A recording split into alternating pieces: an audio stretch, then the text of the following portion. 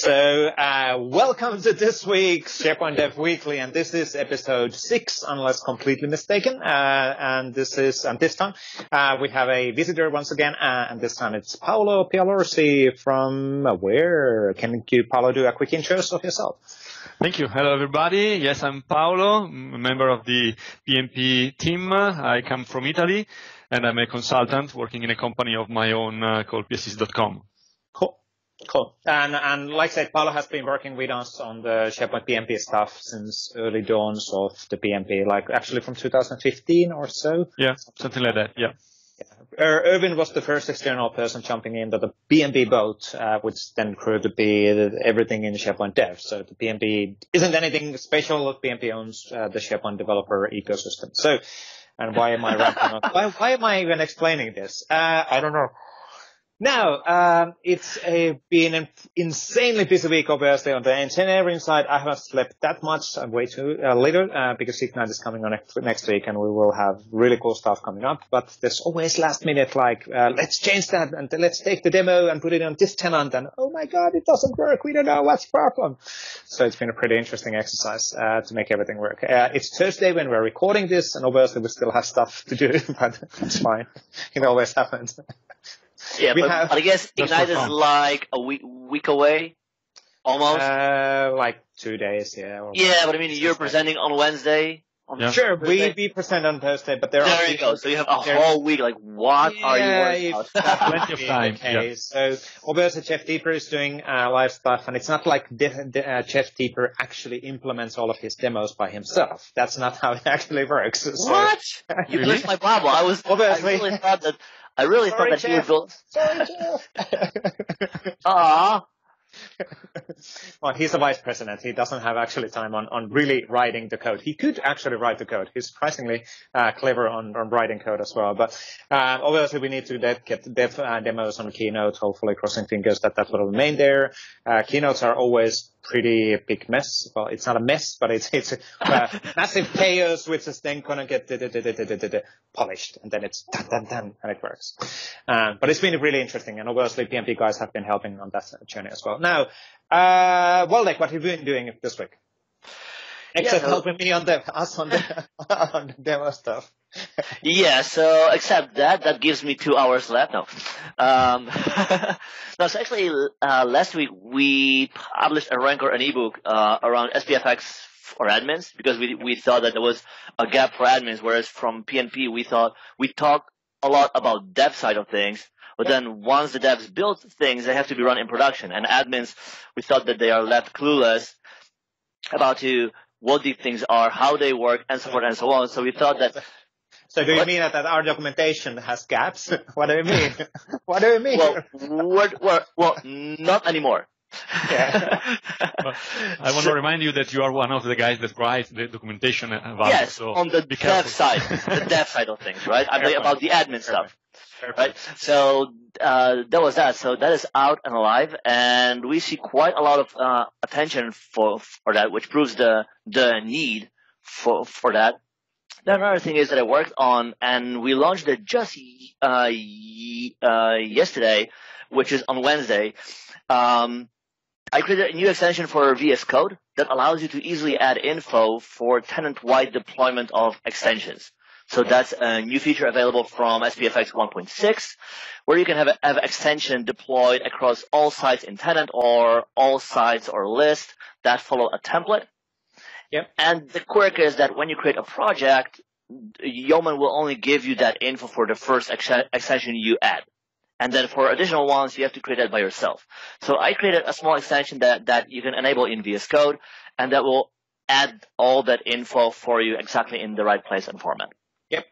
The stuff what I'm doing, by the way, right now is that I'm adding one new entry on. You're taking notes. You're taking notes. No. I'm actually adding the one blog post related on this topic to the stuff what we covered, just to pinpoint that. Because it is actually nicely explaining what the tenant-wide deployment is all about, and it is actually a massive deal. So we really want to make sure that people understand. It's almost like the asset packaging, which doesn't sound that mind-blowing when it came out in 1.4. And it took time for people to realize, oh my God, this is brilliant. I can actually include everything inside of the SPPKG file. It's getting automatically served. But it took months and months for people to realize that I can do that. You don't have to worry about CDN. So that's why And also for that, there are more things like if you are an ISV, you don't need to repackage for every customer. That all of that is already included. But these are additional scenarios that takes a while to click. And then once you make the connection, it's like, that's good. That's really, really good. Yep. Yeah. And then, so the last thing that I worked on is some improvements around upgrading SPFX projects using the CLI, right? So in the Office 365 CLI, we offer the ability to help you upgrade the projects that you might create with one version of SPFX to another. And nowadays, we support a whole range from version 1.0 all the way up to 1.6 through the whole range. Yeah. So we are improving that. We're getting some usage and feedback, and we're working on that, trying to smooth out the experience and basically offer you a useful or more helpful way to do it, so that you can spend your time actually on the actual work and not worrying about the plumbing or the errors or which things to change and so forth and so on. Because we're shipping way too often new versions of SharePoint Framework with goodies, right? So you need to make so there is the benefit. Yes, there is the benefit to upgrade, but it's sometimes involves more steps than only upgrading the packages. Yep. Right. So absolutely. CLI explains all of that, gives you a report, and also offers you a script. You run that, and you're good to go in theory. Yep. Makes sense. Now, long talk with Waldek. What about you, Paolo? What have you been doing on this week? Well, of course, it has been a very busy week from an Ignite perspective, because I've been working on the demos which will come out next week, as you said. But also spent some time on a, I think, interesting customer project, which is focused on creating customer sites on the fly whenever you create a new item in a SharePoint list. We have a webhook which will create a site for use in the provisioning engine. The interesting part is that that project is a multi-tenant project, so I had to create a multi-tenant webhook. So I was able to use, for example, the client state of the webhook to keep track of the target tenant in which I will have to create the stuff. And it was quite an interesting scenario and solution, which allowed me to use most of the capabilities of PMP, of the provisioning engine, and also of the webhooks development in SharePoint. Yeah. Thank you, Vesa. Thank you. Can I have a question? No. So that you basically answered the question already. The immediate question would have been, hey, so why did you use a webhook rather than Flow for activating the thing? Just to be clear on that. You technically answered that, but not. Yeah. Well, because the need was to have something which was multi-tenant, first of all. So I wanted to have just one deployment of the webhook and not one flow for every single tenant. Yep. Moreover, there was another need. We had the need to support even hundreds or thousands of items created on the fly. And using a webhook made us more happy, let me say, than using a flow from a scalability perspective, even if Flow under the cover uses webhooks, if I'm not mistaken.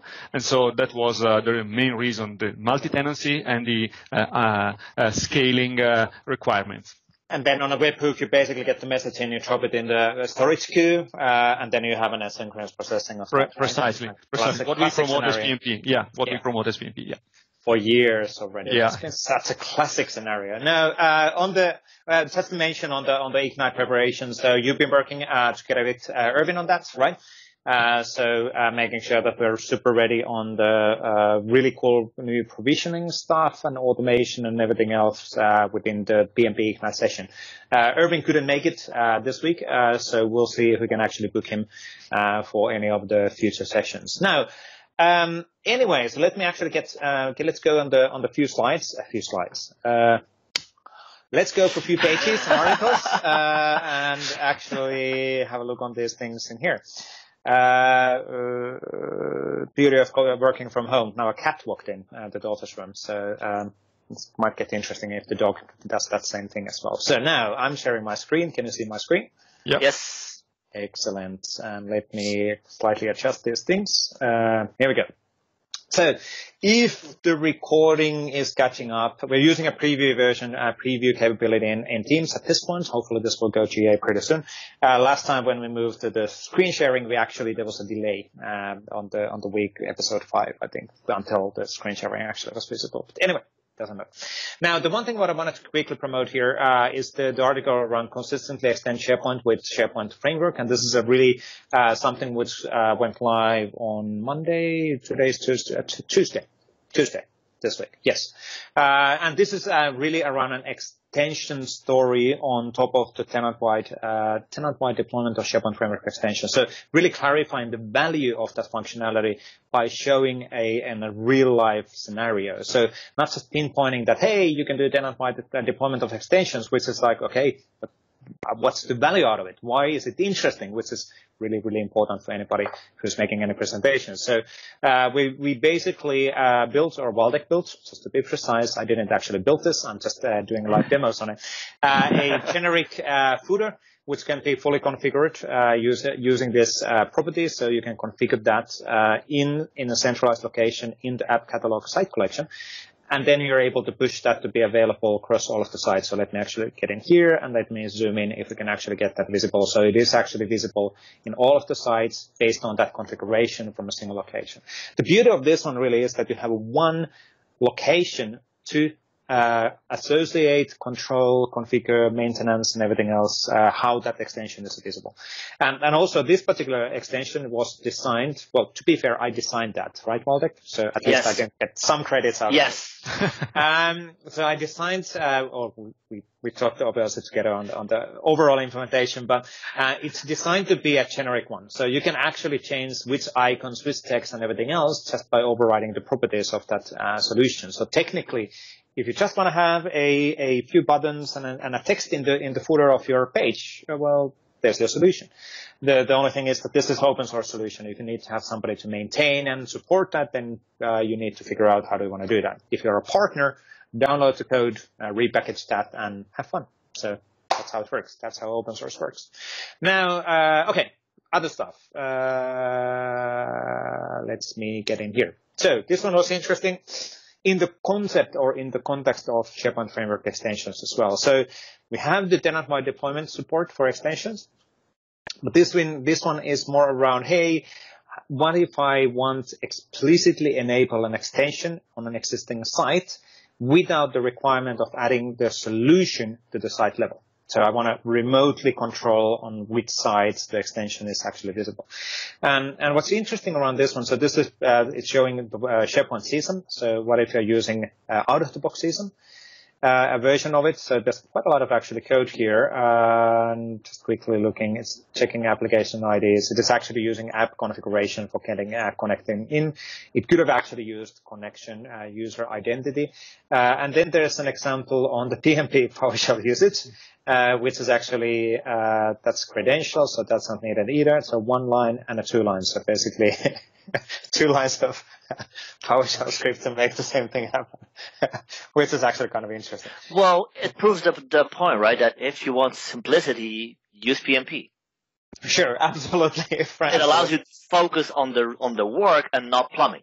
And that's why, and why is that? Why is PMP actually giving you that? Is that community is contributing and abstracting the complexity away. The PMP is run problem already so that you don't need to. Or, yeah, so together with community, there are abstractions of functionalities here. But it is actually insane when I think about it. It's 2 lines of code. 1 line to connect in, and the second line to then add the right extension to the site to light it up. That's it. I'm good to go. And if you want, you can even upload the package using PMP, using, for example, the provisioning engine. You can just add the SVPKG file and activate the extension. So Absolutely. So, to be fair, if you're super precise, there is also PMP CSAM, which would make actually the life much easier than this. But again, I think it shows nicely the value of the PMP work and open source work, what we do, because we're simplifying things as much as possible. That's really the intention. If somebody feels that PMP is making things more complex, please let us know. We want to fix that. So that's not our intention. PMP meaning the guidance coming from engineering together with the community towards SharePoint SharePoint Dev. So anyway, the community SPFX generator. So let's talk about this one. Didn't we mention this one already last week? I believe we have the launch, but it's good to reiterate because it's being continuously evolved as well. So I think it's good to reiterate that. I think last week, correct me if I'm wrong, Waldek, we talked about the fact that it's released, but Stefan had not written this article yet. So this is his point of view on what does it actually mean and ideas and patterns and everything else. So Stefan from Austria, who's an MVP over as well. But the good article around how does it work, an idea behind of the things, going more detailed on the technical insights of the thing, and also explaining the kind of the vision how stuff should be extended within this project, because this is an open source project as well. Plug and play intentionally, not PNP as in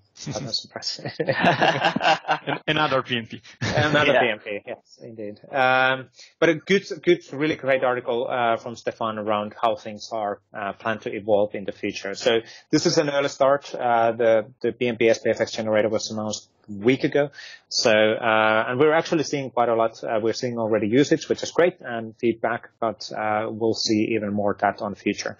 And one of the things what we're having already discussions, we talked about this one last week as well, is to get Alex Vue generator stuff inside of the PNP SPFX generator. So again, Alex has added a nice article related on how to use React components inside of the Vue.js solution, and then how do you actually use those in the generator and how do you get started on things. Now, right after Ignite, we will seriously start working together with Stefan and Alex to get stuff merged. Ignite is right now the number one priority of everybody, basically. So. Which is understandable because we want to have the best Ignite ever. Woohoo! That was a sponsored advertisement break by Microsoft. Moving on topics. So this one was interesting. So this is from Hubfly guys. So I can't remember the person's name, so let me scroll down. On the top, Arut. Arut has been noted here a few times as well. But now the title is Create a Modern Team Site Using SharePoint Site Templates. Which is a highly confusing title, to be fair. Definitely.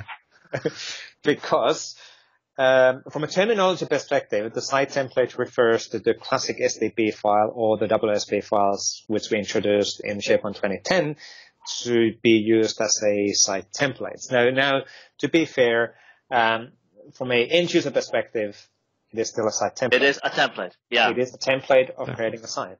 Now, into engineering, I think it was, when was it? Like a few months ago, and Doc is working on the background, which is always good. A few months ago, let's say a year ago, we were having a long debate on what are we going to call site designs and site scripts, because are we going to call them site templates? But then if we call them site templates, that's going to be highly confusing because it's referring to the old site templates, and those old site templates are actually evil. They will bite you. They're evil. Trust me. I know. Let me close the door. Sorry. Here we go. That's what you get when you have way too many animals in your home when you're working. I need to have a discussion with wife. So to have even more animals are fine. So this one actually is around how do we create a modern theme, how do we create a site design and a site script, and how do we then create a site where we then also apply a custom theme and customizations inside of that site. So it is around site scripts and site designs, even though the title is slightly confusing, so to say. From an end-user perspective, it is a site template. But here's what it is. Yeah. So now, quickly on the next one, Chris O'Brien, a really classic SharePoint guy. And one of the things what we see more and more within SharePoint Online, especially, is that obviously we use Azure. Azure is the engine for us to to extend the capabilities of SharePoint. And Azure Functions, absolutely quite usable scenario, well, quite often used. So from a SharePoint framework, you call an Azure function, and which will do something on the background and return back. And now with 1.6, you can securely call that. Now, the problem with Azure Functions, and actually anything which is running in Azure as a website, because Azure Functions are running as a website in the background, is the fact that they are not being warmed up by default. So they're cold, which means... Well, it depends the way you run them, right? Because you can have them warm, but then you're going to pay all the time. Yes, because they're basically all the time waiting to serve the requests. So which makes sense. But now if you have a, let's say 10, 20, 50 times in a day requested Azure function, or 200 times, you probably don't want to have it warmed up 24/7 because the costs will be much more. But then whenever the first request is coming in, it means that the application pool has to build this up and start serving the content. And that's a delay. That could be a few seconds, right? It depends again on the setup. And this one, basically, Chris O'Brien's story on how to build an Azure function which keeps the other Azure functions warm by pinging them. So, kind of an interesting story. To be fair, just from a full transparency perspective, in SharePoint Conference Las Vegas in May, I had a section in a keynote which was around the dev platform, and we were showing, what was it? We were showing a Leads web part. Correct. So in the Teams, also in the Asset Teams tab, which was then calling an Azure function. Well, the web part was calling an Azure function, get the information, and then rendered that nicely. Funny enough, we were experiencing exactly the same issue.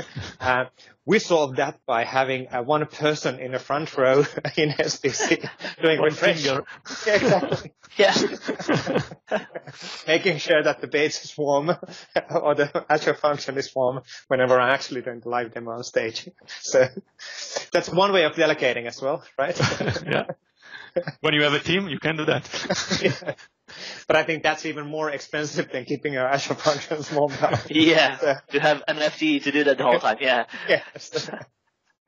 If you don't have good friends in the audience to refresh. Well, but then imagine, right? Imagine that in a place in the office where you have the coffee, you would have a button that every time somebody takes a coffee, that would warm up the function. That's problem solved. That's a real example of IoT. Yeah, exactly. There's a lot of those small buttons. It's a flip IT. Is it flip? What's the effect of that? But there's multiple downloads who are making those button things, which are then Bluetooth, when then they do HTTP requests. That's a brilliant idea, actually. Yeah. Keep our Azure function warmed up. Yeah. Okay.